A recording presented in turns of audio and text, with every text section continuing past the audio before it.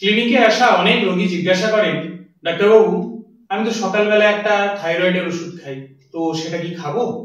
আমি উত্তর দেওয়ার আগে তাদের পাল্টা জিজ্ঞাসা করি যে এই থাইরয়েডের ওষুধটি খাওয়ার পরে আপনি ঠিক কি কি করেন।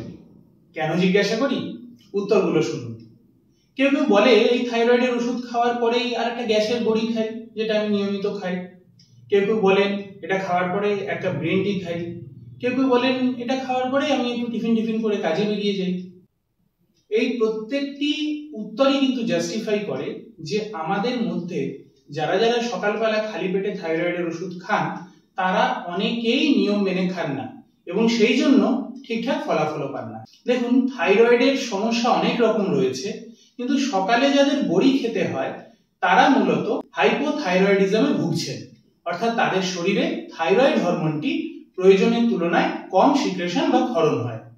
এজন্য চিকিৎসা স্বরূপ তাদেরকে থাইরয়েড রিপ্লেসমেন্ট নিতে হয়, অর্থাৎ যে বড়িটা খান সেটি হলো কৃত্রিমভাবে তৈরি থাইরয়েড হরমোন। সেটি আপনার শরীরে গিয়ে তার অভাব পূরণ করবে। কিন্তু এটি খাওয়ার নিয়ম সকালবেলা খালি পেটে কেন?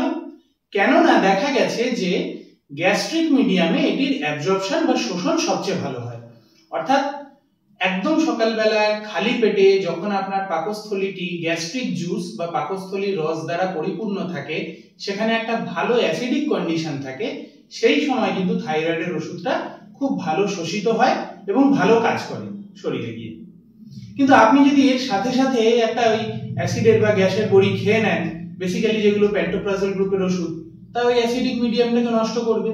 বা এরপরে একটা গ্রিন টি খান, এরপরে খাবার খান, অন্যান্য কোনো ওষুধপত্র যাই খান না কেন, সেটা কিন্তু এই ওষুধের অ্যাবজর্পশনকে ক্ষতিগ্রস্ত করে। তাই সবাইকে পরামর্শ দেব, যারা সকালবেলায় খালি পেটে থাইরয়েডের ওষুধ নিয়মিত খান তারা ওষুধটি নেওয়ার পরে 30 মিনিট কিচ্ছু খাবেন না, এমনকি অতিরিক্ত জলও না। অতিরিক্ত জল বারবার করে খেতে থাকলেও কিন্তু পেটে যে অ্যাসিডিক সিচুয়েশন সেটা কিছুটা কমে আসে, তাতেও কিন্তু ওষুধের অ্যাবজর্পশনের উপর প্রভাব পড়তে পারে। তাই সবাই নিয়ম মেনে ওষুধ খান। আর ভালো থাকুন, সুস্থ থাকুন। ধন্যবাদ।